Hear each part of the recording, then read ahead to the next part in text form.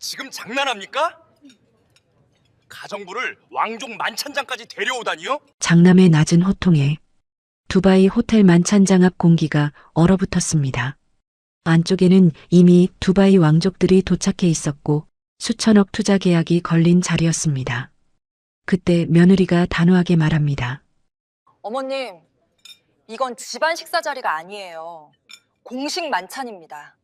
그러고는 순영을 훑어보며 낮게 덧붙였습니다. 아주머니는 대기실에 계시는 게 좋겠어요. 괜히 실수라도 하시면 수습하기 어렵습니다. 순영은 아무 말 없이 한 걸음 물러섰습니다. 10년 넘게 그 집 밥을 짓고 찻잔을 닦고 손님 뒤편에 서 있던 사람이었습니다. 그런데 만찬이 시작되고 왕자 앞에 양고기 요리가 놓인 순간 순영의 얼굴에서 핏기가 사라졌습니다. 붉은 향신료. 15년 전 두바이 왕실 별장에서 어린 왕자를 쓰러뜨렸던 바로 그 재료였습니다. 모두가 계약서에 정신이 팔린 사이 순영은 떨리는 손으로 접시를 막아섰습니다. 이 음식은 드시면 안 됩니다. 가정부가 왕자의 식탁을 막은 그 순간 만찬장은 그대로 얼어붙었습니다. 그런데 10분 뒤 두바이 왕족들은 왜 그녀 앞에 고개를 숙였을까요? 사연 시작 전 구독과 좋아요를 눌러주셔서 귀한 마음을 나눠주세요. 끝까지 시청하신 후 어디서 듣고 계신지 댓글로 남겨주시면 그곳으로 큰 행운과 복을 보내드리겠습니다. 그럼 오늘 사연 시작하겠습니다.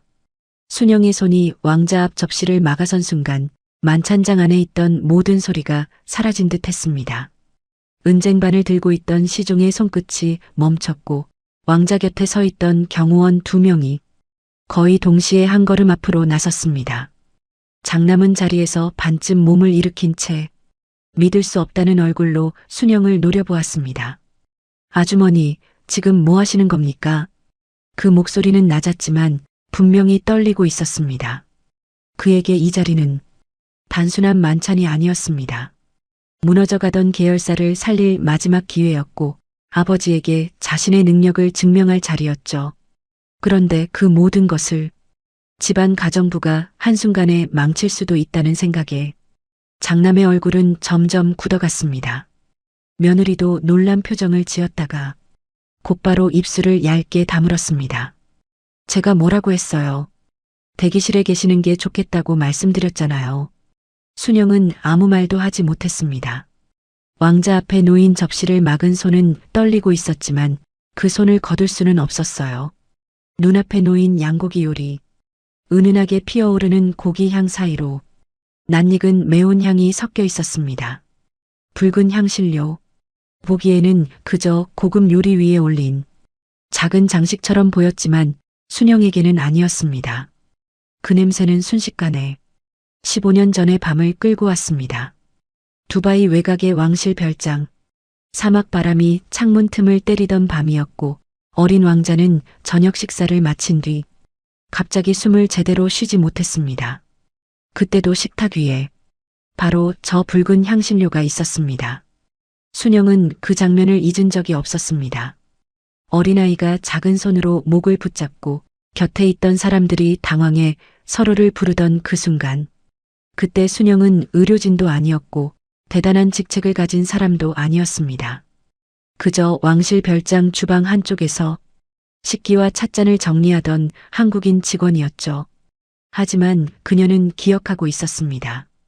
그 향이 어린 왕자에게 얼마나 위험했는지, 그리고 그날 밤 이후 왕자 식탁에서 그 재료가 완전히 사라졌다는 사실을요. 순영은 겨우 입을 열었습니다. 회장님, 죄송합니다. 하지만 이 음식은 안 됩니다. 회장은 굳은 얼굴로 순영을 바라봤습니다. 갑작스러운 행동에 당황한 것은 분명했지만 그녀의 얼굴이 평소와 다르다는 것만큼은 회장도 알아차린 듯 했습니다. 10년 넘게 집안일을 맡아 온 사람이었습니다. 손님 앞에서는 말수를 줄이고 시키지 않은 일에는 먼저 나서지 않던 사람이었죠. 그런 순영이 왕자 앞 접시를 막아섰다는 건 단순한 실수로 보기 어려웠습니다. 회장이 낮게 물었습니다. 순영 씨, 이유가 뭡니까? 그러나 장남이 먼저 말을 잘랐습니다. 아버지, 지금 이유를 물을 때가 아닙니다. 왕실 만찬에서 이런 무례가 어디 있습니까? 그 말에 실무진 몇 명이 고개를 숙인 채 서로 눈치를 봤습니다. 왕실 측 통역관도 순식간에 굳어진 분위기를 살피며 왕자 쪽으로 몸을 조금 기울였습니다. 통역관은 왕자의 짧은 말을 듣고 조심스럽게 한국말로 옮겼습니다. 왕자님께서 물으십니다. 이분은 왜 음식을 막으셨습니까? 그 말이 떨어지자 모든 시선이 다시 순영에게 쏠렸습니다. 순영은 손을 천천히 내렸지만 그 자리에서 물러서지는 않았습니다. 그녀의 눈은 여전히 접시 위 붉은 가루에 머물러 있었습니다. 저 향신료 때문입니다. 왕자님께는 맞지 않는 재료입니다. 장남은 어이가 없다는 듯 숨을 뱉었습니다. 아주머니가 그걸 어떻게 압니까? 여기 왕실 셰프도 있고 시종도 있고 통역관도 다 있습니다. 며느리도 차갑게 웃었습니다. 아주머니, 집에서 창거리 보는 거랑 이런 공식 만찬은 다르잖아요. 순영은 그 말을 듣고도 며느리 쪽을 보지 않았습니다. 대답할 말이 없어서가 아니었습니다. 지금은 자존심을 세울 때가 아니었죠. 혹시라도 왕자가 그 음식을 먹는다면 15년 전의 밤이 다시 반복될지도 모른다는 생각뿐이었습니다. 왕실 시종 한 명이 급히 앞으로 나와 접시 위 향신료를 살폈습니다. 왕자가 낮은 목소리로 몇 마디를 물었고 시종의 얼굴빛이 아주 미세하게 달라졌습니다. 통역관이 잠시 상황을 듣고 한국말로 설명했습니다. 왕실 주방 규정상 이 재료는 원래 왕자님 식탁에 올라가지 않는다고 합니다. 그 한마디에 만찬장 안 공기가 또 한 번 흔들렸습니다. 장남의 얼굴에서 핏기가 빠졌고 며느리도 더는 웃지 못했습니다. 회장은 천천히 눈을 감았다가 떴습니다. 자신이 방금 본 것은 가정부의 돌발 행동이 아니라 어쩌면 계약보다 더 큰 사고를 막은 순간일 수도 있었죠. 하지만 장남은 아직 물러서지 않았습니다. 그렇다고 해도 아주머니가 먼저 나서는 건 아니지 않습니까? 그 목소리에는 분노보다 두려움이 더 많이 섞여 있었습니다. 이 자리의 주인공은 자신이어야 했습니다. 계약을 이끌어낸 사람도 왕실과 협상 테이블에 앉을 사람도 자신이어야 한다고 믿고 있었죠. 그런데 지금 만찬장의 중심은 그가 아니라 순영이 되어가고 있었습니다. 회장이 다시 물었습니다. 순영 씨, 정말 확실합니까? 순영은 그제야 회장을 바라봤습니다. 손끝은 아직 떨렸지만 목소리만큼은 생각보다 단단했습니다. 네, 회장님. 예전에 같은 일을 본 적이 있습니다.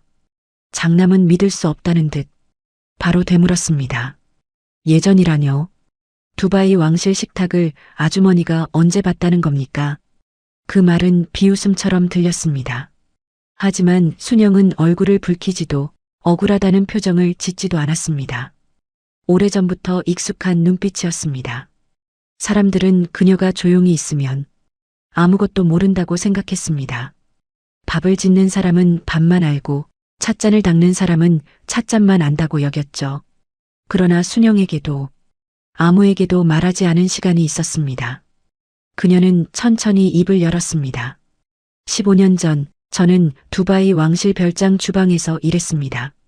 순간 재벌가 사람들의 표정이 일제히 변했습니다. 며느리는 눈을 크게 떴고 장남은 말도 안 된다는 듯 코웃음을 쳤습니다. 지금 그걸 믿으라는 겁니까? 순영은 조용히 고개를 숙였다가 다시 들었습니다. 믿지 않으셔도 됩니다. 하지만 저 향신료는 안 됩니다. 그 단호한 말에 왕자는 처음으로 순영의 얼굴을 오래 바라보았습니다. 처음에는 경계하는 눈빛이었습니다. 그러나 시간이 지날수록 그 눈빛은 조금씩 달라졌습니다. 왕자는 접시가 아니라 순영의 손을 보고 있었습니다. 왕자의 시선이 멈춘 곳에는 오른손 등에 남은 오래된 화상 흉터가 있었습니다. 순영도 그 시선을 느끼고 손을 살짝 뒤로 숨기려 했습니다. 하지만 이미 늦었습니다. 왕자의 얼굴에 희미한 기억이 스치는 듯 했습니다. 그는 통역관에게 낮게 말했습니다. 통역관은 그 말을 듣고 잠시 숨을 삼키더니 한국말로 옮겼습니다. 왕자님께서 묻습니다. 이분은 예전에 별장에서 뜨거운 주전자를 막으신 분입니까? 그 말에 순영의 눈동자가 흔들렸습니다. 오래 묻어두었던 밤이 다시 눈앞에 펼쳐졌습니다. 그날 어린 왕자는 식탁에서 쓰러진 뒤에도 한참 동안 진정하지 못했습니다. 어른들은 의사를 부르러 뛰어갔고 별장 안은 순식간에 아수라장이 되었죠. 순영은 방 한쪽에서 찻잔을 정리하다가 아이의 기침 소리를 들었습니다. 그리고 뜨거운 차 주전자가 아이 쪽으로 기울어지는 것을 보았습니다. 생각할 틈도 없었습니다. 순영은 몸을 던져 주전자를 막았고 끓는 물은 아이가 아니라 그녀의 손등 위로 쏟아졌습니다. 그날 생긴 흉터였습니다. 순영은 그 일을 누구에게도 자랑하지 않았습니다. 그녀는 그저 아이가 무사하다는 말을 듣고 다음날 급히 한국행 비행기에 올랐습니다. 당시 한국에 있던 남편의 병세가 갑자기 나빠졌다는 연락을 받았기 때문이었죠. 왕실에서는 그녀를 찾으려 했지만 파견 기록에는 이름이 잘못 적혀 있었습니다. 순영은 귀국 뒤 여러 번 이사를 다녔고 연락처도 바뀌었습니다. 그렇게 15년이 흘렀습니다. 순영은 다시 현재의 만찬장으로 돌아왔습니다. 모두가 그녀의 대답을 기다리고 있었습니다. 회장 부인은 떨리는 목소리로 물었습니다. 순영 씨, 그게 정말이에요? 순영은 잠시 눈을 감았다가 천천히 고개를 끄덕였습니다. 네, 사모님. 오래전 일입니다. 만찬장 안에 낮은 술렁임이 번졌습니다. 왕실 인사들은 서로 짧게 말을 나누었고 왕실 시종은 다시 한번 순영의 손등을 확인했습니다. 통역관은 그들의 말을 하나씩 듣고 조심스럽게 한국말로 전했습니다. 왕실에서 오래전부터 찾던 사람이 이분일 가능성이 높다고 합니다. 장남은 입술을 굳게 다물었습니다. 그의 머릿속에는 계약서의 숫자와 조건이 아니라 방금 자신이 던진 말들이 떠오르고 있었죠. 가정부를 왜 데려왔느냐고 했던 말, 이런 자리에 어울리지 않는다고 했던 말, 대기실에 보내야 한다고 했던 말, 그 모든 말이 왕실이 찾던 사람 앞에서 나온 셈이었습니다. 며느리도 창백해진 얼굴로 순영을 바라봤습니다. 아까까지만 해도 순영을 한낱 집안이라는 사람으로 보았던 눈빛이 서서히 불안으로 바뀌고 있었습니다. 그때 왕자가 자리에서 일어났습니다. 의자가 조용히 밀리는 소리만으로도 만찬장 전체가 다시 굳어졌습니다. 왕자는 천천히 순영 쪽으로 걸어왔습니다. 경호원들이 뒤따르려 했지만 왕자는 손짓으로 그들을 멈췄습니다. 그리고 순영 앞에 멈춰 섰습니다. 통역관이 곁에서 대기했지만 왕자는 한동안 아무 말도 하지 않았습니다. 그는 그저 순영의 손등을 보고 다시 얼굴을 보았습니다. 마치 아주 오래전 자신이 잊고 지낸 밤의 마지막 조각을 이제야 맞추는 사람처럼요. 순영은 고개를 숙였습니다. 소란을 일으켜 죄송합니다. 통역관이 그 말을 옮기려 하자 왕자가 조용히 손을 들었습니다.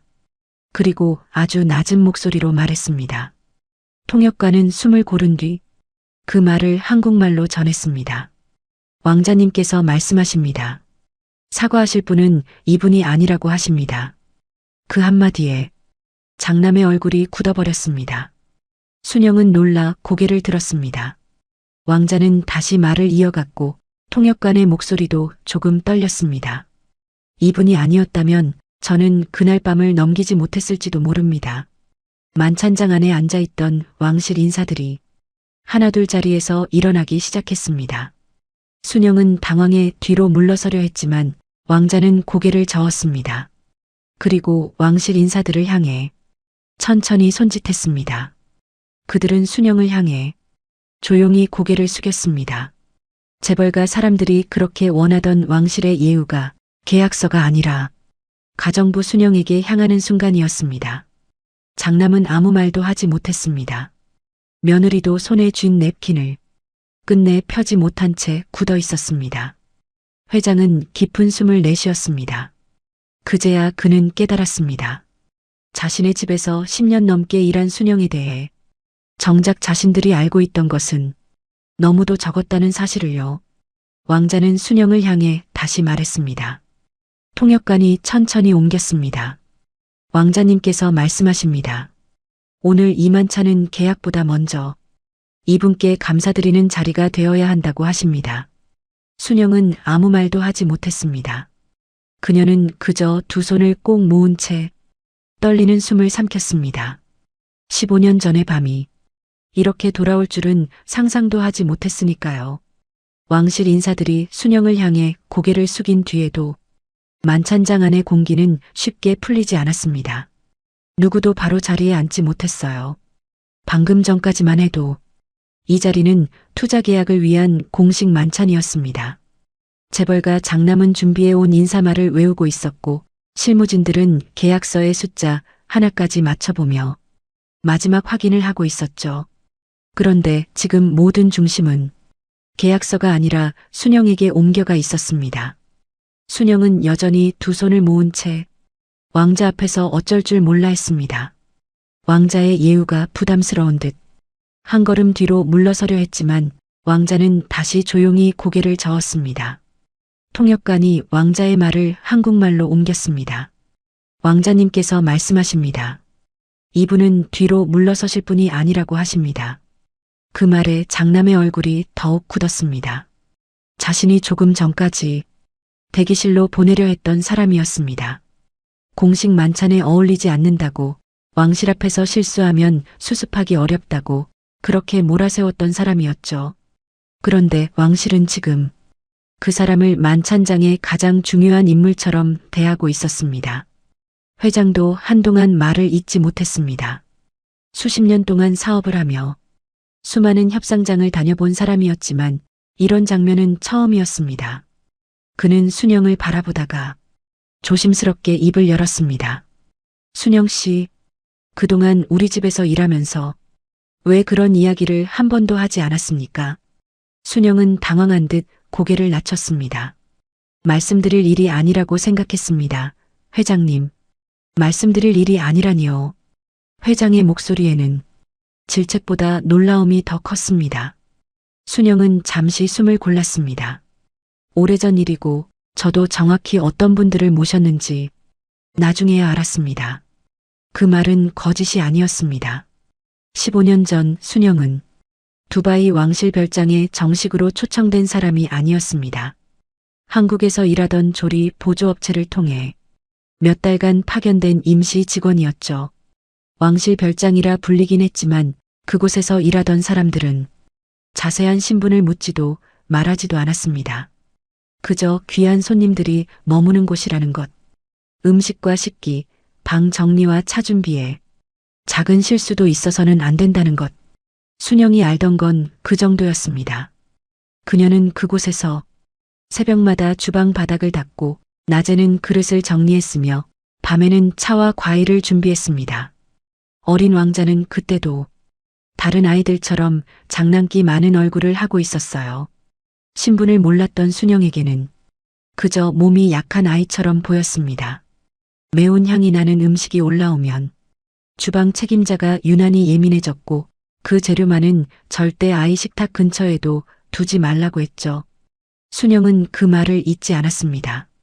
왜냐하면 그 경고가 나온 지 며칠 뒤 정말로 사고가 났기 때문이었습니다. 주방 보조 한 명이 재료를 잘못 섞은 소스를 들고 나갔고 어린 왕자는 몇 숟가락 먹지 못한 채 숨을 몰아쉬며 쓰러졌습니다.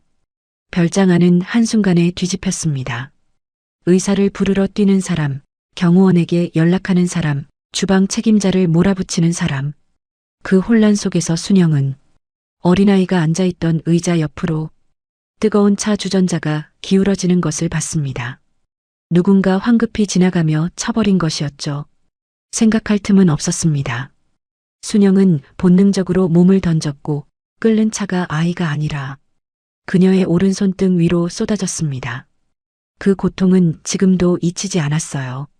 살같이 타들어가는 냄새와 입술을 깨물며 참았던 숨, 그런데도 순영은 울지 않았습니다.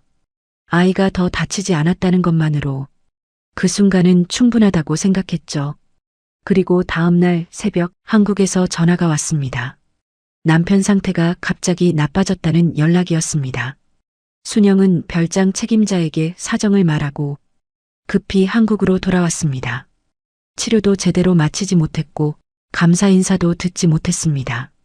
그저 남편 병원으로 달려가야 했습니다. 그 뒤로는 삶이 순영을 기다려주지 않았습니다. 남편의 병원비는 계속 쌓였고 다니던 업체는 얼마 지나지 않아 문을 닫았습니다. 기록에는 그녀의 이름이 잘못 적혀 있었고 전화번호도 바뀌었습니다. 왕실이 그녀를 찾았다는 말은 그녀에게 닿지 못했습니다. 순영에게 그 시절은 누구에게 자랑할 만한 과거가 아니라 생활에 밀려 멀어져간 기억이었습니다. 회장 부인은 그 이야기를 듣는 동안 입술을 꼭 다물고 있었습니다. 그녀는 순영이 늘 부엌에서 조용히 움직이는 사람인 줄만 알았습니다. 손등에 흉터가 있다는 것도 알았지만 뜨거운 국이나 찻잔 때문에 생긴 상처겠거니 했죠. 순영 씨, 그 손이 그래서 그런 거였어요? 순영은 괜찮다는 듯 오른손을 왼손으로 살짝 감쌌습니다. 오래돼서 이제 아프진 않습니다. 사모님. 그 말이 오히려 더 마음을 아프게 했습니다. 회장 부인은 눈가를 눌렀습니다. 그동안 순영은 자신이 시키는 대로 밥상을 차리고 약을 챙기고 손님이 오면 뒤에서 조용히 움직였습니다. 그 손으로 누군가의 목숨을 지켰다는 사실을 아무도 몰랐던 겁니다. 장남은 여전히 입을 다물고 있었습니다. 그는 순영의 과거보다 지금 계약이 어떻게 되는지가 더 두려웠습니다. 왕실의 표정이 변했다는 것, 조금 전 자신이 순영에게 했던 말들이 모두 왕자 귀에 들어갔다는 것, 그 사실이 목을 조여왔죠. 그는 겨우 목소리를 가다듬었습니다. 왕자님께 사과드리겠습니다. 저희 쪽에서 내부 정리가 부족했습니다. 통역관이 그 말을 옮기자 왕자는 장남을 잠시 바라보았습니다. 그 시선은 차갑지도 크게 화난 것도 아니었습니다. 오히려 실망에 가까웠죠. 왕자는 낮은 목소리로 대답했습니다. 통역관이 천천히 한국말로 옮겼습니다. 왕자님께서 말씀하십니다.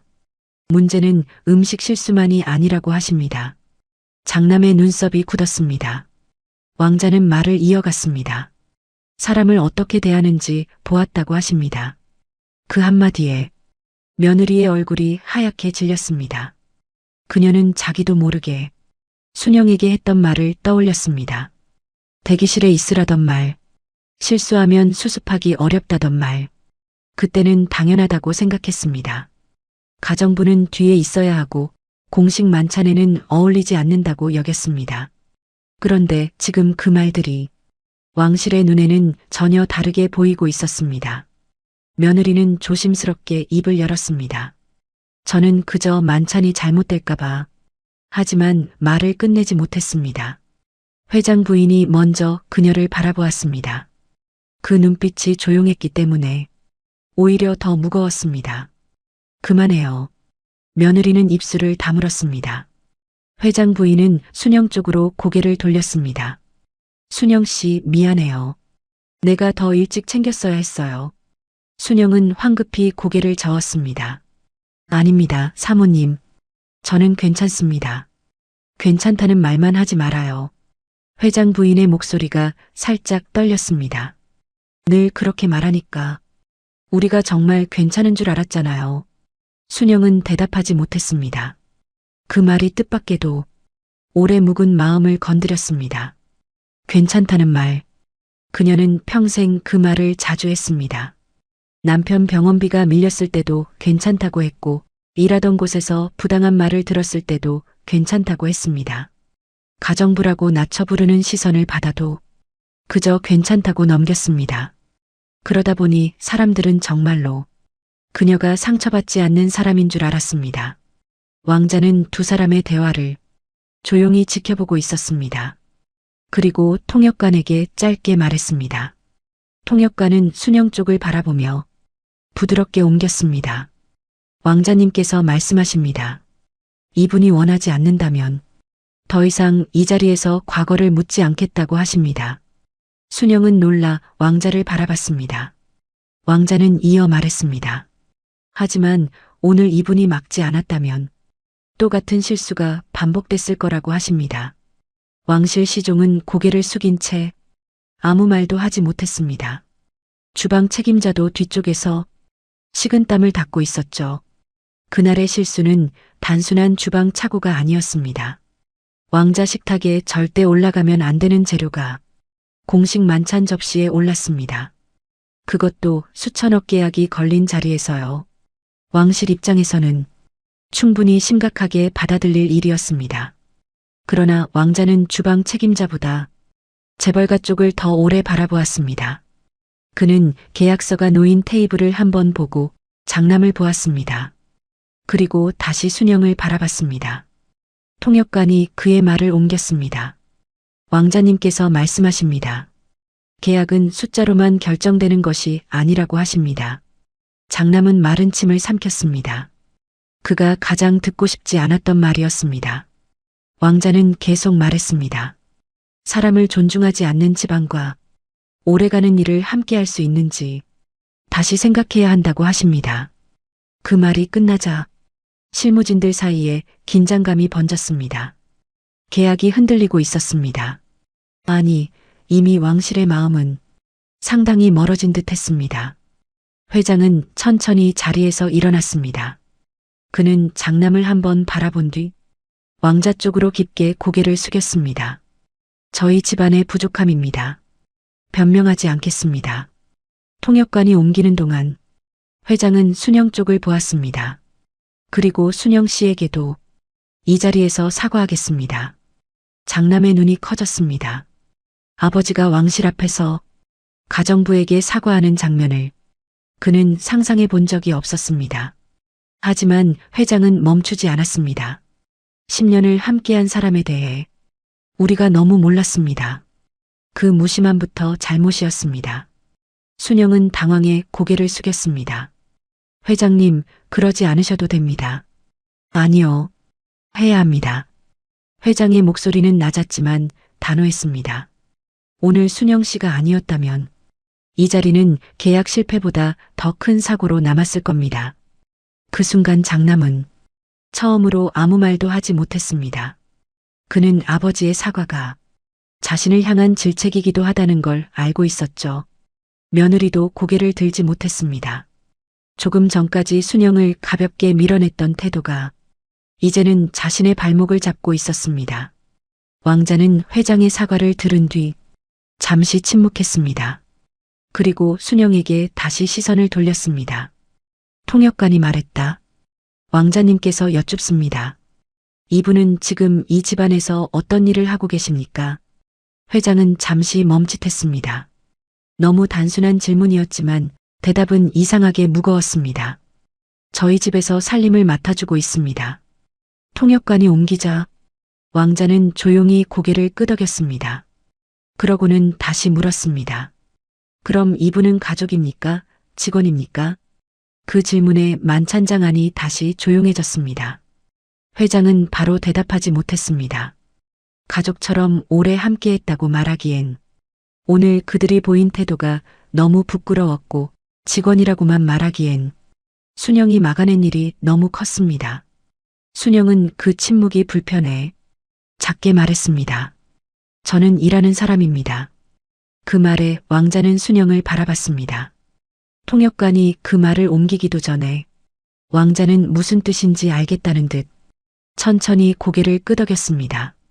그리고 아주 낮은 목소리로 말했습니다. 통역관이 한국말로 전했습니다. 왕자님께서 말씀하십니다. 그렇다면 오늘은 일하는 사람이 아니라 우리의 은인으로 앉아주셨으면 한다고 하십니다.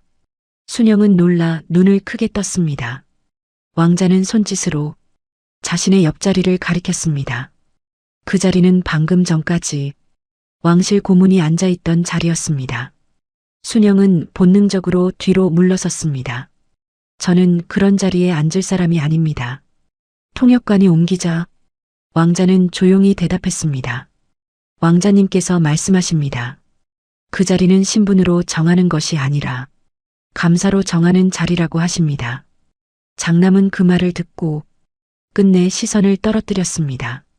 그가 그토록 얻고 싶었던 왕실의 인정은 계약서가 아니라 순영의 오래된 흉터 앞에 놓이고 있었습니다. 회장 부인은 순영의 손을 살짝 잡았습니다. 순영 씨 앉아요. 오늘은 그래도 돼요. 순영은 한참을 망설이다가 천천히 고개를 끄덕였습니다. 그리고 왕자가 가리킨 자리로 조심스럽게 걸어갔습니다. 만찬장에 있던 사람들의 시선이 그녀의 걸음 하나하나를 따라갔습니다. 늘 부엌 뒤편에 서 있던 사람이 처음으로 긴 식탁의 중심 가까이에 앉는 순간이었습니다. 순영은 의자에 앉고도 등을 완전히 기대지 못했습니다. 여전히 몸에 밴 습관처럼 금방이라도 일어나야 할 사람처럼 앉아 있었죠. 왕자는 그런 순영을 보며 조용히 고개를 숙였습니다. 그리고 왕실 인사들도 다시 한번 그녀를 향해 예를 표했습니다. 그제야 순영의 눈가가 조금 붉어졌습니다. 15년 전 손등에 남은 상처가 이렇게 누군가의 기억 속에 남아있을 줄은 몰랐습니다. 그녀는 그저 자신이 해야 할 일을 했다고 생각했습니다. 하지만 어떤 사람에게는 그 일이 평생 잊지 못할 은혜가 되어 있었던 겁니다. 그날 만찬의 주도권은 완전히 달라졌습니다. 계약을 따내려던 재벌가가 아니라 오래전 한 아이를 지킨 가정부가 그 자리의 중심이 되었습니다. 그리고 장남은 그제야 깨닫기 시작했습니다. 오늘 무너진 것은 계약 조건이 아니라 사람을 가볍게 보던 자신의 태도였다는 것을요. 순영이 왕자 옆자리에 앉은 뒤에도 그녀의 손은 무릎 위에서 가만히 쉬지 못했습니다. 늘 남의 자리를 닦고 그릇을 놓고 조용히 뒤로 빠지는 일에 익숙한 사람이었습니다. 그런데 지금은 긴 식탁의 중심 가까이에 앉아 두바이 왕족들의 시선을 받고 있었죠. 순영은 몸을 조금 낮추며 작게 말했습니다. 저는 정말 괜찮습니다. 이렇게까지 안 하셔도 됩니다. 통역관이 그 말을 옮기자 왕자는 순영을 바라보며 천천히 대답했습니다. 통역관이 다시 한국말로 전했습니다. 왕자님께서 말씀하십니다. 괜찮다고 넘기기엔 너무 오래 늦었다고 하십니다. 그 말에 순영은 더는 대답하지 못했습니다. 15년이라는 시간이 갑자기 그녀 앞에 놓인 것 같았습니다. 남편 병원비를 걱정하던 밤들, 새벽에 부엌불을 켜고 밥을 안 치던 날들, 남의 집 식구들이 먹고 남긴 그릇을 닦으며 아무렇지 않은 척 삼켰던 말들, 그 시간들 사이에 두바이 왕실이라는 이름은 없었습니다. 그저 젊은 시절 잠시 지나간 먼 나라의 일이었고 가끔 손등 흉터가 당길 때면 아, 그런 밤도 있었지 하고 떠올리는 정도였죠. 회장은 그런 순영을 한참 바라보고 있었습니다. 그는 사업으로 사람을 많이 만났지만 정작 자기 집에서 10년 넘게 일한 사람의 과거는 단 한 번도 제대로 물은 적이 없었습니다. 순영이 어떤 삶을 살다 왔는지, 왜 늘 남들보다 일찍 일어나고 왜 아픈 손을 감추며 뜨거운 국그릇을 들었는지 알려고 하지 않았습니다. 회장은 조용히 물었습니다. 순영 씨, 남편분 병원 때문에 급히 귀국했다고 했지요. 순영은 잠시 시선을 내렸습니다. 네, 회장님. 그때는 제가 가야 했습니다. 그 뒤로 많이 힘들었습니까? 순영은 아주 옅게 웃었습니다. 사는 게 다 그렇죠. 힘든 날도 있고 지나가는 날도 있고요. 대답은 부드러웠지만 그 말 뒤에 숨은 시간이 가볍지 않다는 건 그 자리에 있던 사람들도 느낄 수 있었습니다. 회장 부인은 순영의 손등을 바라보다가 가만히 손수건을 꺼냈습니다. 순영 씨, 그 손으로 우리 집 밥상을 그렇게 오래 차린 거네요. 순영은 고개를 저었습니다. 사모님, 괜찮습니다. 이제는 흉터만 남은 거예요. 또 괜찮다고 하네요. 회장 부인은 애써 웃으려 했지만 목소리 끝이 흔들렸습니다. 그때 장남이 조심스럽게 입을 열었습니다. 아버지, 일단 왕실 쪽에 정식으로 사과하고 만찬을 다시 정리하는 게 좋겠습니다. 겉으로는 침착하게 말했지만 그 속뜻은 모두가 알아들었습니다. 이 분위기를 빨리 수습하고 계약 이야기로 돌아가자는 뜻이었습니다. 왕자가 순영을 알아본 것은 놀라운 일이지만 장남에게 중요한 건 여전히 계약이었습니다. 수천억 투자. 그 계약이 무너지면 자신이 맡은 계열사는 더 버티기 어려웠고 아버지 앞에서 자신의 자리도 흔들릴 수 있었습니다. 회장은 장남을 바라봤습니다. 아직도 계약이 먼저냐? 짧은 말이었지만 장남의 얼굴이 굳기엔 충분했습니다. 아버지, 그런 뜻이 아닙니다. 다만 이 자리는 회사의 미래가 걸린 자리입니다. 그래서 사람 하나를 밟고라도 계약만 살리면 된다는 말이냐? 장남은 입술을 다물었습니다. 며느리는 옆에서 눈치를 보다가 조심스럽게 말을 보탰습니다. 아버님, 저희도 순영 아주머니를 무시하려던 건 아니었어요. 그저 공식 자리라 조심스러웠던 겁니다. 회장 부인의 시선이 며느리에게 향했습니다. 조심스러운 사람이 사람을 그렇게 밀어내지는 않아요. 며느리는 더 말하지 못했습니다. 그녀는 억울하다는 표정을 지으려 했지만 조금 전 자신의 말들이 너무 선명했습니다. 대기실에 있으라던 말, 괜히 실수하면 곤란하다던 말, 그 말은 예의가 아니라 선을 긋는 말이었습니다. 순영은 분위기가 더 무거워지는 것을 느끼고 조용히 손을 모았습니다. 회장님, 사모님, 저 때문에 이 자리가 불편해지면 안 됩니다. 그 말에 왕자가 순영을 바라보았습니다. 통역관이 순영의 말을 옮기자 왕자는 잠시 침묵했습니다. 그리고 천천히 말했습니다. 통역관이 한국말로 옮겼습니다. 왕자님께서 말씀하십니다. 불편하게 만든 사람은 이분이 아니라고 하십니다. 만찬장안이 다시 조용해졌습니다. 왕자는 계약서가 놓인 쪽으로 시선을 돌렸습니다. 방금 전까지 실무진들이 정리하던 서류였습니다. 수천억 투자와 공동사업계획, 중동의료관광과 한국병원 네트워크를 잇는 거대한 프로젝트의 초안이었죠. 장남은 그 서류를 보며 손끝을 움켜쥐었습니다. 왕자가 계약서를 이야기하면 끝났다는 뜻일 수도 있었습니다. 그러나 왕자는 계약서를 치우라고 하지 않았습니다. 대신 통역관에게 천천히 말을 전했습니다. 왕자님께서 말씀하십니다. 오늘 이 계약은 잠시 멈추겠다고 하십니다. 장남의 얼굴에서 핏기가 빠졌습니다. 멈춘다는 게 무슨 뜻입니까? 통역관이 왕자의 말을 듣고 다시 전했습니다. 왕자님께서 말씀하십니다. 계약 상대를 다시 검토하겠다는 뜻입니다. 그 한마디에 재벌가 실무진들 사이에서 낮은 탄식이 흘렀습니다. 계약이 완전히 취소된 것은 아니지만 사실상 장남이 이끌던 협상은 실패한 것이나 다름없었습니다. 장남은 급히 몸을 숙였습니다. 기회를 한 번만 더 주십시오. 오늘 일은 저희가 내부적으로 바로잡겠습니다. 통역관이 그 말을 옮겼지만 왕자의 표정은 크게 달라지지 않았습니다. 왕자는 장남을 오래 바라보다가 순영 쪽으로 시선을 옮겼습니다. 그리고 또박또박 말했습니다. 통역관이 한국말로 전했습니다. 왕자님께서 말씀하십니다. 우리는 사람을 낮게 보는 집안보다 사람을 지켜온 사람을 더 믿는다고 하십니다. 그 말은 장남에게만 향한 것이 아니었습니다. 그 자리에 있는 모든 사람에게 어떤 기준을 보여주는 말이었습니다. 회장은 천천히 고개를 숙였습니다. 받아들이겠습니다. 저희가 먼저 달라져야겠지요. 장남은 믿을 수 없다는 듯 아버지를 바라봤습니다. 아버지, 이 계약이 얼마나 중요한지 아시지 않습니까? 안다. 회장의 목소리는 조용했습니다. 그래서 더 부끄럽다. 중요한 계약 앞에서 우리 집안의 바닥이 먼저 드러났으니까. 장남은 아무 말도 하지 못했습니다. 회장의 말은 회사의 실패보다 사람으로서의 실패를 먼저 보고 있었습니다. 그런 아버지를 이해하기엔 장남은 아직도 숫자와 성과에 너무 매달려 있었죠. 그때 왕자는 순영에게 조심스럽게 물었습니다. 통역관이 부드럽게 전했습니다. 왕자님께서 여쭙습니다. 이분은 지금도 음식을 만드십니까? 순영은 잠시 당황했다가 작게 고개를 끄덕였습니다. 네. 대단한 음식은 아니고 집밥을 합니다.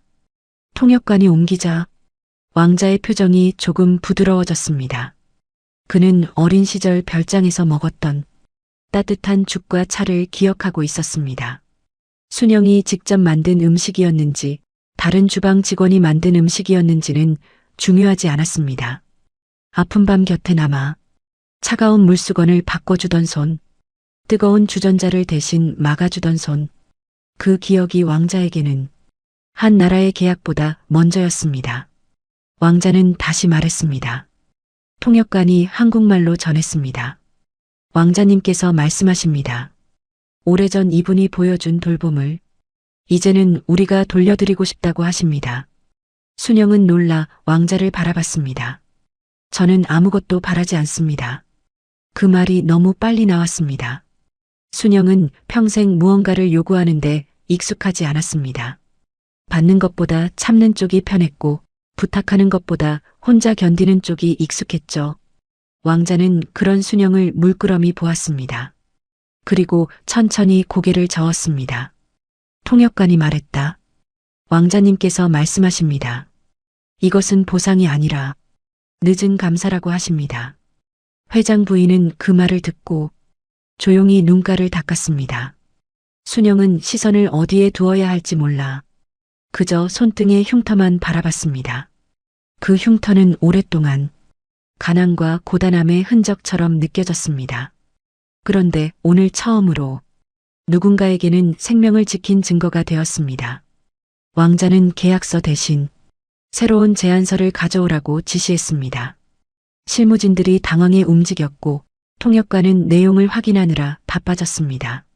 장남은 불안한 눈빛으로 그 과정을 지켜봤습니다. 무언가가 자신을 지나쳐 순영에게로 향하고 있다는 걸 느꼈습니다. 잠시 뒤 왕실 고문이 얇은 서류철을 가져왔습니다. 왕자는 그것을 열어 회장 앞이 아니라 순영 앞에 놓았습니다. 순영은 깜짝 놀라 손을 저었습니다. 저는 이런 걸 볼 줄 모릅니다. 통역관이 왕자의 말을 전했습니다. 왕자님께서 말씀하십니다. 읽고 결정하라는 뜻이 아니라 이름을 기억하겠다는 뜻이라고 하십니다. 서류의 제목은 한국 돌봄 지원 재단 설립 계획이었습니다. 순영의 손끝이 멈췄습니다. 왕자는 오래전부터 한국에서 자신을 도와준 사람을 찾으면 그 사람의 이름으로 돌봄 사업을 시작하겠다는 뜻을 왕실 안에 남겨두었다고 했습니다. 어린 시절 자신을 살린 것은 의료 장비나 큰 돈만이 아니라 곁을 지켜준 한 사람의 손이었다고요.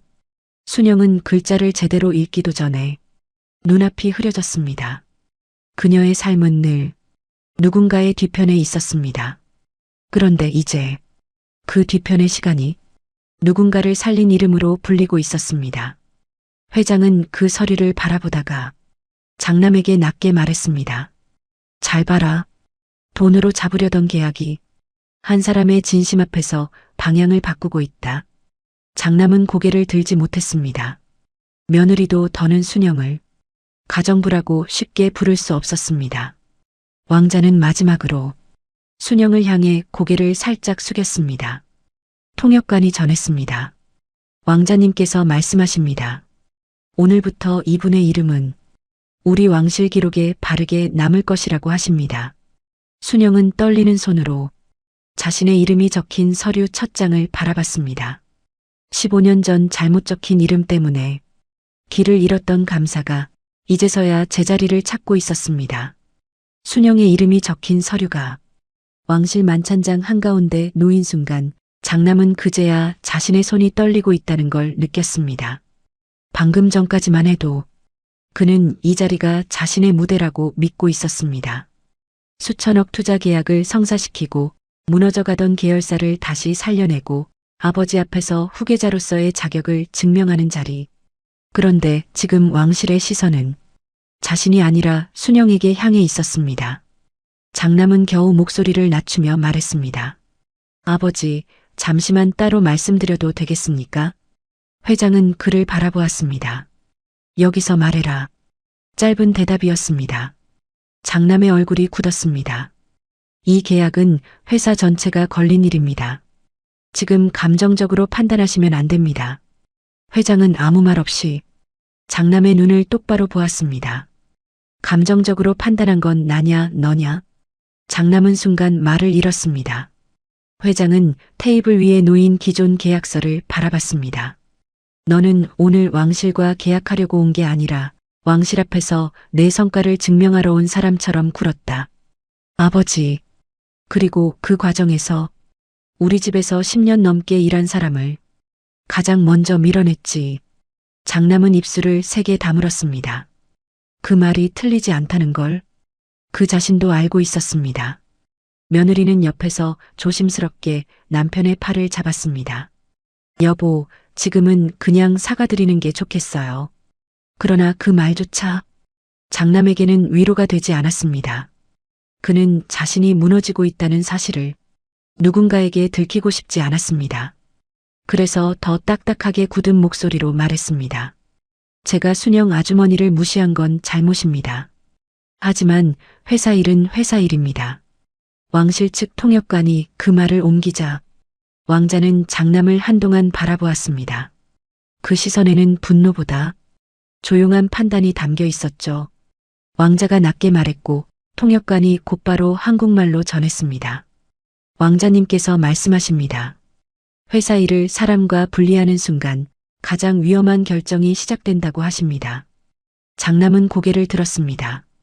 왕자는 계약서를 한 장 넘기며 다시 말을 이어갔습니다. 통역관의 목소리가 조금 더 무거워졌습니다. 왕자님께서 말씀하십니다. 우리는 오늘 식탁에서 한 사람을 대하는 태도를 보았습니다. 그 태도는 계약 이후에도 반복될 것이라고 판단하신답니다. 만찬장 안이 다시 조용해졌습니다. 재벌가 실무진들은 숨도 크게 쉬지 못했고 왕실 고문들은 서로 낮은 목소리로 의견을 주고받았습니다. 그때 왕실 고문 한 명이 통역관에게 서류 하나를 건넸습니다. 통역관은 내용을 확인한 뒤 회장 쪽으로 조심스럽게 말했습니다. 왕실 측에서 기존 투자 계약은 오늘 이 자리에서 진행하지 않겠다고 합니다. 장남의 얼굴이 완전히 굳었습니다. 며느리도 손끝으로 테이블볼을 움켜쥐었습니다. 수천억 계약이 눈앞에서 멈춰 선 것입니다. 회장은 눈을 감았다가 천천히 떴습니다. 그에게도 쉬운 결정은 아니었습니다. 그 계약은 회사에 꼭 필요했습니다. 하지만 지금 이 자리에서 계약만 붙들고 늘어진다면 왕실은 물론이고 순영 앞에서도 더는 고개를 들 수 없을 것 같았습니다. 회장은 왕자 쪽으로 고개를 숙였습니다. 결정을 존중하겠습니다. 장남이 거의 반사적으로 말했습니다. 아버지, 이렇게 쉽게 포기하시면 안 됩니다. 회장은 낮게 대답했습니다. 쉽게 포기하는 게 아니다. 어렵게 인정하는 거다. 그 말에 장남은 더 이상 받아치지 못했습니다. 그때 순영이 조용히 자리에서 일어났습니다. 모두의 시선이 다시 그녀에게 향했습니다. 순영은 회장과 왕자를 번갈아 바라보다가 작게 입을 열었습니다. 회장님, 제가 드릴 말씀은 아닙니다만 회장이 부드럽게 말했습니다. 괜찮습니다. 말해보세요, 순영 씨. 순영은 잠시 숨을 골랐습니다. 저 때문에 계약이 완전히 깨지는 건 원하지 않습니다. 장남의 눈빛이 순간 흔들렸습니다. 그는 방금 전까지 순영을 탓하고 있었습니다. 하지만 정작 순영은 자신을 밀어낸 사람들의 계약까지 걱정하고 있었습니다. 순영은 왕자 쪽으로 고개를 돌렸습니다. 저는 대단한 사람이 아닙니다. 그날도 오늘도 위험해 보여서 막았을 뿐입니다. 통역관이 그 말을 옮기는 동안 왕자는 조용히 순영을 바라봤습니다. 순영은 이어 말했습니다. 다만 오늘 제가 한 가지는 부탁드리고 싶습니다. 회장 부인이 놀란 눈으로 순영을 보았습니다. 순영이 누군가에게 부탁하는 일은 정말 드문 일이었습니다. 한국에는 아직도 돌봄이 필요한 어르신들과 아이들이 많습니다. 그리고 그런 일을 하는 작은 병원이나 센터들도 늘 돈이 모자라 문을 닫을까 걱정합니다. 순영의 목소리는 조용했지만 만찬장 구석까지 또렷하게 닿았습니다. 혹시 왕실에서 한국의 돌봄재단을 세우신다면 큰 건물보다 먼저 그런 작은 곳들을 살펴주시면 좋겠습니다. 그 말에 왕자의 눈빛이 달라졌습니다. 순영은 자신에게 돌아올 보상을 말하지 않았습니다. 좋은 집도 돈도 높은 자리도 요구하지 않았습니다. 그녀가 먼저 떠올린 것은 자신처럼 조용히 버티는 사람들이었습니다. 남편이 입원했던 작은 병원, 밤새 보호자 없이 누워있던 노인들, 병원비 때문에 접수창구 앞에서 발길을 돌리던 사람들, 순영의 삶이 지나온 자리들이 그 부탁 안에 담겨 있었습니다. 왕자는 한동안 말없이 생각했습니다. 그리고 왕실 고문에게 짧게 지시했습니다. 통역관이 내용을 확인하고 한국말로 전했습니다. 왕자님께서 말씀하십니다. 기존의 대규모 투자 계약은 중단하지만 한국 돌봄재단 사업은 오늘부터 검토가 아니라 실행 단계로 옮기겠다고 하십니다. 순영은 놀라 눈을 크게 떴습니다. 통역관은 이어 말했습니다. 그리고 그 첫 협력 대상은 이분이 추천하는 작은 병원과 돌봄기관으로 하겠다고 하십니다. 장남은 멍하니 그 말을 들었습니다.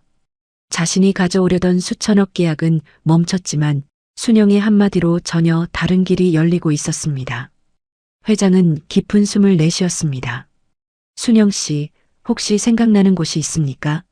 순영은 잠시 망설였습니다. 그러다 아주 조심스럽게 대답했습니다. 제 남편이 마지막까지 있던 병원이 있습니다. 큰 병원은 아니지만 돈 없는 환자들을 쉽게 돌려보내지 않았어요. 회장 부인의 눈가가 다시 붉어졌습니다. 순영은 말을 잇는 동안 애써 감정을 눌렀습니다. 그 병원이 요즘 어렵다는 말을 들었습니다. 저 하나 때문에가 아니라 그곳에 있는 사람들 때문에라도 한 번만 봐주시면 감사하겠습니다. 왕자는 통역을 듣고 천천히 고개를 끄덕였습니다. 그리고 순영을 향해 두 손을 가슴 앞에 모으듯 정중한 예를 표했습니다. 통역관이 전했습니다. 왕자님께서 말씀하십니다. 이분의 부탁은 보상이 아니라 새로운 약속으로 받겠다고 하십니다. 그 순간 순영은 더는 참지 못하고 눈물을 떨어뜨렸습니다. 그녀는 급히 손등으로 눈가를 닦으려 했지만 회장 부인이 먼저 손수건을 내밀었습니다. 순영 씨, 오늘은 울어도 돼요. 순영은 손수건을 받으며 고개를 깊이 숙였습니다. 죄송합니다, 사모님. 아니요. 미안하다는 말은 우리가 해야 해요. 그 말에 순영의 어깨가 작게 떨렸습니다. 장남은 그 모습을 보며 처음으로 자신이 잃은 것이 무엇인지 조금은 알 것 같았습니다. 계약만 잃은 게 아니었습니다. 사람을 보는 눈을 잃었고 아버지의 신뢰를 잃었고 가장 가까운 곳에 있던 한 사람의 시간을 너무 쉽게 지나쳤습니다. 그는 천천히 순영 쪽으로 몸을 돌렸습니다. 아주머니, 순영이 조심스럽게 그를 바라봤습니다. 장남은 한동안 말을 고르지 못했습니다. 늘 지시하는 말에는 익숙했지만 진심으로 사과하는 말은 어색할 만큼 서툴렀습니다. 아까 한 말들 죄송합니다. 제가 너무 경솔했습니다. 순영은 잠시 그를 바라보다가 조용히 고개를 숙였습니다. 도련님, 저는 괜찮습니다. 그 말이 장남의 가슴을 더 무겁게 눌렀습니다. 또 괜찮다고 했습니다. 자신이 함부로 대한 사람은 끝까지 괜찮다고 말하고 있었습니다. 회장은 장남을 향해 낮게 말했습니다. 사과는 한 번으로 끝나는 게 아니다. 앞으로 어떻게 대하는지로 증명하는 거다. 장남은 고개를 끄덕였습니다. 명심하겠습니다. 왕자는 그 장면을 조용히 지켜보았습니다. 그리고 기존 계약서를 덮게 했습니다. 대신 새 재단 사업 서류가 테이블 중앙에 놓였습니다. 그날 만찬의 목적은 완전히 바뀌었습니다. 회사를 살리기 위한 투자 계약의 자리에서 잊힌 은혜를 되찾고 작은 사람들의 삶을 다시 살피는 자리로요. 순영은 여전히 자신이 그 중심에 있어도 되는지 몰랐습니다. 하지만 왕자는 마지막으로 분명히 말했습니다. 통역관이 천천히 한국말로 옮겼습니다. 왕자님께서 말씀하십니다. 오늘 우리에게 길을 알려준 사람은 이분이라고 하십니다. 순영은 고개를 숙인 채 두 손을 꼭 모았습니다. 그리고 처음으로 아주 작게 대답했습니다. 감사합니다. 그 말은 누군가의 아래에서 하는 대답이 아니었습니다. 오랜 세월 뒤편에 서 있던 사람이 처음으로 자기 이름으로 받은 존중에 조심스럽게 응답하는 목소리였습니다. 만찬이 끝난 뒤 순영은 호텔 복도 끝 창가에 조용히 서 있었습니다. 화려한 샹들리에와 긴 식탁, 왕족들의 예우와 통역관의 목소리까지 모든 일이 꿈처럼 지나간 뒤였습니다. 유리창 너머로는 두바이의 밤이 반짝였지만 순영의 눈은 자꾸 자신의 오른손등으로 향했습니다. 오래된 화상 흉터. 그동안은 숨기고 싶은 상처였는데 오늘은 그 상처 때문에 누군가가 자신을 기억해 주었습니다. 순영 씨, 뒤에서 회장 부인의 목소리가 들렸습니다. 순영은 얼른 몸을 돌렸습니다. 사모님, 안 쉬고 나오셨어요? 회장 부인은 천천히 다가와 순영 옆에 섰습니다. 내가 쉬려고 해도 마음이 안 쉬어지네요. 순영은 대답하지 못했습니다. 회장 부인은 한참 말없이 있다가 조용히 입을 열었습니다. 나는 순영 씨가 우리 집에서 오래 일해준 사람이라고만 생각했어요. 그 말끝이 조금 떨렸습니다. 근데 오늘 보니까 우리가 너무 편하게만 생각했나 봐요. 순영은 고개를 저었습니다. 그런 말씀 마세요. 저는 제 할 일을 했을 뿐입니다. 그 말도 이제는 미안해요. 회장 부인은 순영의 손을 바라봤습니다. 순영 씨는 늘 제 할 일이라고 했죠. 아픈 손으로도 밥을 차리고 몸이 안 좋아도 손님상을 보고 속상한 말을 들어도 그냥 넘겼어요. 순영은 조용히 시선을 내렸습니다. 그 모든 날들이 떠올랐습니다. 새벽마다 쌀을 씻던 손, 손님들이 떠난 뒤 식은 국그릇을 치우던 손, 남편 병원비를 생각하며 달력을 넘기던 밤들. 그녀는 대단한 삶을 산 적이 없다고 생각했습니다. 그저 버텼고 해야 할 일을 했고 누군가의 불편을 만들지 않으려 애썼을 뿐이었죠. 그때 복도 반대편에서 장남이 천천히 다가왔습니다. 그는 낮 동안의 자신감이 사라진 얼굴이었습니다. 순영 앞에 멈춰선 그는 한참이나 말을 고르다가 고개를 숙였습니다. 아주머니, 아까는 정말 죄송했습니다. 순영은 조금 당황했습니다. 도련님, 그러지 않으셔도 됩니다. 아니요. 해야 합니다. 장남은 어렵게 말을 이었습니다. 저는 그동안 아주머니를 그냥 우리 집에서 일하는 분으로만 봤습니다. 그게 얼마나 무례한 생각이었는지 오늘에서야 알았습니다. 순영은 아무 말도 하지 않았습니다. 사과를 받아주는 일도 그녀에게는 익숙하지 않았습니다. 장남은 다시 고개를 숙였습니다. 앞으로는 그렇게 대하지 않겠습니다. 말뿐이면 안 된다는 것도 압니다. 회장 부인은 아들을 바라보며 낮게 말했습니다. 그 말 꼭 지켜야 한다. 장남은 고개를 끄덕였습니다. 예, 어머니. 그때 통역관이 복도 쪽으로 다가왔습니다. 그는 정중히 고개를 숙인 뒤 순영에게 말을 전했습니다. 왕자님께서 잠시 뵙고 싶어 하십니다. 부담스러우시면 거절하셔도 된다고 하셨습니다. 순영은 놀라 회장 부인을 바라봤습니다. 회장 부인은 조용히 미소 지었습니다. 가봐요, 순영 씨. 오늘은 순영 씨가 피할 자리가 아니에요. 순영은 잠시 망설이다가 천천히 고개를 끄덕였습니다. 작은 응접실 안에는 왕자가 혼자 기다리고 있었습니다. 왕실 인사도 경호원도 조금 떨어진 곳에 서 있었습니다. 왕자는 순영이 들어오자 자리에서 일어났습니다. 통역관은 두 사람 사이에 조용히 섰습니다. 왕자가 먼저 말을 꺼냈고 통역관이 한국말로 옮겼습니다. 왕자님께서 말씀하십니다. 그날 밤을 기억해 주셔서 감사하다고 하십니다. 순영은 고개를 저었습니다. 제가 기억한 게 아닙니다. 잊을 수가 없었던 겁니다. 통역관이 말을 옮기자 왕자는 한동안 조용히 순영을 바라봤습니다. 그리고 자신의 손을 가슴에 얹고 천천히 고개를 숙였습니다. 그 예는 화려하지 않았지만 진심이 느껴졌습니다. 순영은 당황해 같이 고개를 숙였습니다. 왕자는 다시 말을 이어갔습니다. 통역관의 목소리가 부드럽게 흘렀습니다. 왕자님께서 말씀하십니다. 15년 전에는 이름을 잃어버렸지만 이제는 잃어버리지 않겠다고 하십니다. 그 말에 순영의 눈가가 붉어졌습니다. 누군가가 자신의 이름을 그토록 소중하게 말해준 적이 있었을까요? 왕자는 테이블 위에 놓인 얇은 파일을 가리켰습니다. 그 안에는 한국 돌봄 재단 사업이 첫 실행 계획이 들어 있었습니다. 큰 병원과 유명 기관보다 먼저 순영이 말한 작은 병원을 방문하겠다는 일정이 적혀 있었습니다. 순영은 글자를 따라가다 숨을 작게 삼켰습니다. 그 병원 이름이 있었습니다. 남편이 마지막까지 머물렀던 병원. 돈 없는 환자를 쉽게 돌려보내지 않았고 보호자 없는 노인에게도 따뜻한 죽을 내주던 곳. 순영은 떨리는 목소리로 물었습니다.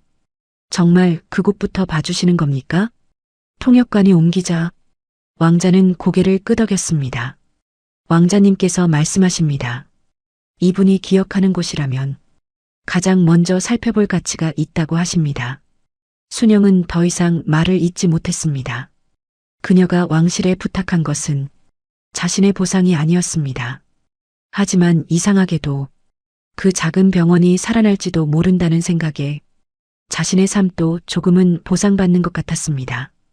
응접실 문 밖에서 회장과 장남이 그 장면을 지켜보고 있었습니다. 회장은 낮은 목소리로 아들에게 말했습니다. 봤느냐? 장남은 대답하지 못했습니다. 사람을 귀하게 보는 일은 큰 돈이 있을 때만 하는 게 아니다. 가까운 사람부터 그렇게 대해야 하는 거다. 장남은 천천히 고개를 끄덕였습니다. 예, 아버지. 그날 밤 기존 투자 계약은 끝내 다시 열리지 않았습니다. 하지만 왕실은 새로운 제안을 남겼습니다. 한국 돌봄 재단 사업은 순영이 추천한 병원을 시작으로 진행하고 재벌가는 직접 운영권을 갖지 않는 조건으로 행정과 시설 지원만 맡게 된다는 내용이었습니다. 장남은 그 조건을 듣고 처음엔 당황했지만 곧 아무 말 없이 받아들였습니다. 이제 그는 앞에 나서서 성과를 가져가는 사람이 아니라 뒤에서 제대로 돕는 법을 배워야 했습니다.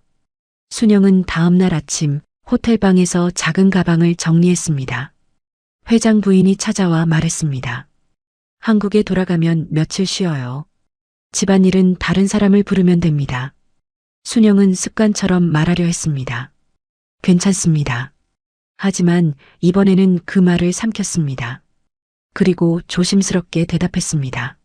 네, 사모님. 며칠만 쉬겠습니다. 회장 부인은 그 대답에 작게 웃었습니다. 그래요. 그렇게 해요. 순영은 창밖을 바라봤습니다. 두바이의 아침빛이 유리창 위로 천천히 번지고 있었습니다. 15년 전 급히 떠나며 뒤돌아보지 못했던 나라. 그곳에서 잃어버린 줄 알았던 이름이 이제야 다시 자신에게 돌아오고 있었습니다. 순영은 오른손등의 흉터를 가만히 쓸어보았습니다. 더는 숨기고만 싶은 상처가 아니었습니다. 그 상처는 누군가를 살린 시간의 흔적이었고 자신이 조용히 살아온 삶의 증거였습니다. 그리고 이제 순영은 알 것 같았습니다. 사람의 가치는 어디에 서 있느냐로 정해지는 게 아니라는 것을요. 때로는 가장 뒤에 서 있던 사람이 가장 중요한 순간을 지켜내기도 한다는 것을요. 한국으로 돌아온 뒤 순영의 일상은 예전처럼 조용히 시작됐습니다. 새벽에 눈을 뜨고 주방 불을 켜고 쌀을 씻으려는 손이 먼저 움직였죠.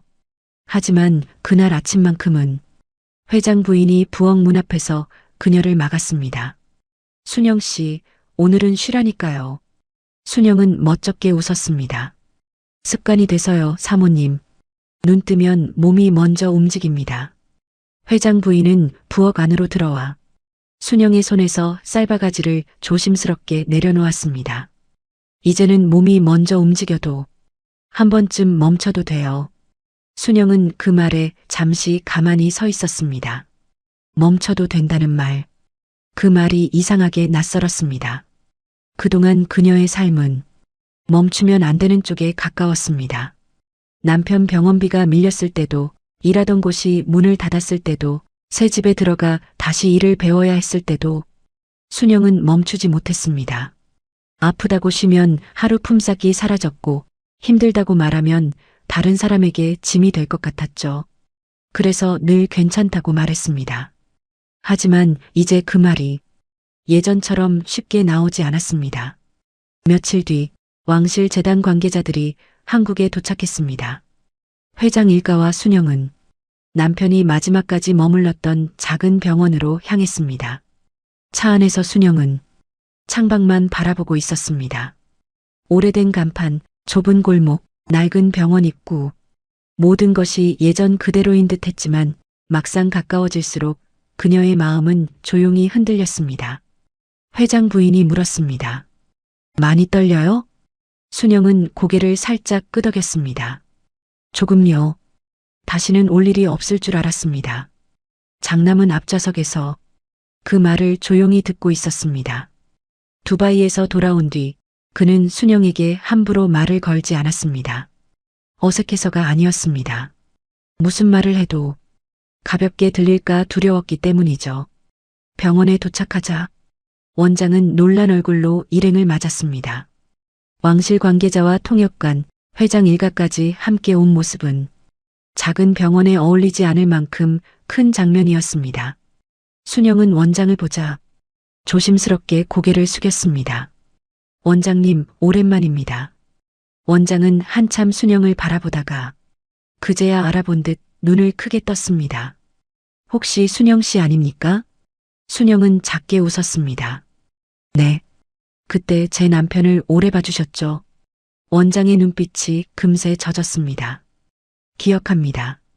보호자분이 밤마다 복도 의자에서 주무셨잖아요. 순영은 대답하지 못했습니다. 그 시절의 밤이 병원 복도 냄새와 함께 다시 떠올랐습니다. 남편이 잠들면 순영은 낡은 의자에 기대 잠깐 눈을 붙였고 새벽이면 다시 일하러 나갔습니다. 그때도 오른손 흉터는 자주 아팠지만 그녀는 늘 손을 주머니 안에 숨겼습니다. 왕실 관계자는 병원 곳곳을 살폈습니다. 낡은 병실, 오래된 장비, 그래도 끝까지 환자를 돌보는 간호사들. 통역관은 설명을 하나씩 옮겼고 왕실 관계자는 고개를 끄덕이며 메모했습니다. 장남은 그 모습을 보며 처음으로 숫자가 아닌 현장을 보았습니다. 보고서에 적힌 의료복지 사업이라는 말과 복도 끝 침대에 누운 노인의 얼굴은 전혀 다르게 느껴졌습니다. 그때 한 노인이 순영을 보고 말했습니다. 아이고, 저분은 누구신데 이렇게 귀한 손님들을 데리고 왔대요? 순영은 당황해 손을 저었습니다. 저는 아무것도 아닙니다. 그러자 회장 부인이 조용히 말했습니다. 아니에요. 이분 덕분에 오늘 우리가 여기 온 겁니다. 순영은 얼굴을 붉혔습니다. 예전 같으면 바로 고개를 숙이며 아니라고만 했을 겁니다. 하지만 이번에는 조금 다르게 대답했습니다. 제가 기억하고 있던 곳입니다. 그래서 말씀드렸습니다. 그 작은 변화에 회장 부인은 말없이 미소 지었습니다. 오후가 되자 병원 회의실에서 재단 지원 계획이 발표됐습니다. 왕실은 병원 장비 교체 비용과 보호자 없는 환자들을 위한 돌봄 인력 지원, 저소득 환자의 치료비 일부를 재단 첫 사업으로 지원하기로 했습니다. 조건은 단순했습니다. 병원은 지금처럼 돈 없는 환자를 쉽게 돌려보내지 않을 것. 재벌가는 운영권을 가져가지 않고 시설 보수와 행정 지원만 맡을 것. 그리고 이 사업의 첫 제안자로 순영의 이름을 기록할 것. 순영은 그 마지막 문장을 듣고 말없이 손을 내려다봤습니다. 이름이 기록된다는 일. 그것은 그녀에게 큰 상이나 직함보다 더 낯설고 무거운 일이었습니다. 장남은 조용히 자리에서 일어났습니다. 그는 원장과 왕실 관계자 앞에서 정중히 고개를 숙였습니다. 저희 회사는 앞으로 이 사업을 성과로 포장하지 않겠습니다. 뒤에서 필요한 일만 맡겠습니다. 회장은 아들을 바라봤습니다. 그 말이 완벽하진 않았지만 적어도 예전의 장남이라면 하지 못했을 말이었습니다. 순영도 그를 바라봤습니다. 장남은 그녀 쪽으로 고개를 돌렸습니다. 아주머니, 앞으로 제가 잘 배우겠습니다. 순영은 잠시 머뭇거리다가 부드럽게 대답했습니다. 도련님, 사람은 누구나 늦게라도 배울 수 있습니다. 그 말에 장남의 눈빛이 흔들렸습니다. 꾸짖음보다 더 깊게 남는 말이었습니다. 며느리도 병원 복도에서 순영에게 조심스럽게 다가왔습니다. 그녀는 두바이 이후로 순영을 똑바로 보기 어려워했습니다. 아주머니, 순영이 돌아보았습니다. 며느리는 손에 들고 있던 작은 봉투를 내밀었습니다. 이건 사과 편지예요. 말로 하면 또 변명처럼 들릴까 봐요. 순영은 놀라 봉투를 바라봤습니다. 며느리는 어렵게 말을 이었습니다. 제가 사람을 너무 쉽게 봤습니다. 아주머니가 조용히 계신다고 해서 아무것도 모르시는 분처럼 대했습니다. 죄송합니다. 순영은 봉투를 받지 않고 며느리의 얼굴을 먼저 보았습니다. 그 눈빛에 예전 같은 날카로움은 없었습니다. 순영은 천천히 봉투를 받아들었습니다. 고맙습니다. 마음은 알겠습니다. 며느리는 눈시울을 붉힌 채 고개를 숙였습니다. 그날 저녁 병원 앞마당에는 작은 현판이 세워졌습니다. 화려한 행사는 아니었습니다. 하지만 그 현판에는 분명히 순영의 이름이 들어가 있었습니다. 사람을 살핀 손에서 시작된 돌봄이라는 문구와 함께요. 순영은 현판 앞에서 한참을 서 있었습니다. 남편이 떠난 뒤 그녀는 자신의 삶이 그저 버티는 일이라고 생각했습니다. 그런데 이제 보니 그 버팀이 누군가에게 길이 될 수도 있었습니다. 회장 부인이 곁으로 다가와 말했습니다. 순영 씨, 이제 우리 집에 돌아오면 예전처럼 일만 하지 말아요. 순영은 조용히 웃었습니다. 그러면 제가 뭘 하면 좋을까요? 같이 밥도 먹고 쉬고 싶으면 쉬고 싫은 말은 싫다고도 해요. 순영은 그 말에 눈가가 다시 붉어졌습니다. 그게 잘 될지는 모르겠습니다. 천천히 하면 되죠. 순영은 고개를 끄덕였습니다. 며칠 뒤 두바이 왕실에서 공식 감사장이 도착했습니다. 화려한 문장보다 가장 먼저 순영의 이름이 바르게 적혀 있었습니다. 회장은 그것을 액자에 넣어 집 가장 잘 보이는 곳에 걸었습니다. 순영은 처음엔 한사코 말렸지만 회장은 조용히 말했습니다. 이건 우리 집이 잊지 않기 위한 겁니다. 장남도 그 앞에서 한참 서 있었습니다. 그리고 그날 이후 집안의 식탁은 조금 달라졌습니다. 순영은 더 이상 항상 뒤에 서 있기만 하지 않았습니다. 회장 부인은 자주 그녀를 불러 같이 차를 마셨고 장남은 집에 들를 때마다 먼저 고개 숙여 인사했습니다. 며느리도 예전처럼 가볍게 지시하지 않았습니다. 물론 모든 것이 하루아침에 완전히 바뀐 것은 아니었습니다. 사람의 습관은 오래 걸리고 상처도 쉽게 사라지지 않으니까요. 하지만 적어도 이제는 누군가 순영을 투명한 사람처럼 지나치지 않았습니다. 순영도 조금씩 배워갔습니다. 괜찮지 않을 때는 괜찮지 않다고 말해도 된다는 것, 조용히 살아온 시간이 초라한 시간이 아니라는 것, 그리고 뒤편에 서 있던 사람도 언젠가는 자신의 이름으로 존중받을 수 있다는 것을요. 마지막으로 병원 현판식 사진이 두바이 왕실에 전달되던 날 왕자는 사진 속 순영을 오래 바라봤다고 합니다. 그는 통역관에게 짧은 말을 남겼습니다. 이분은 한 번이 아니라 2번 사람을 살렸습니다.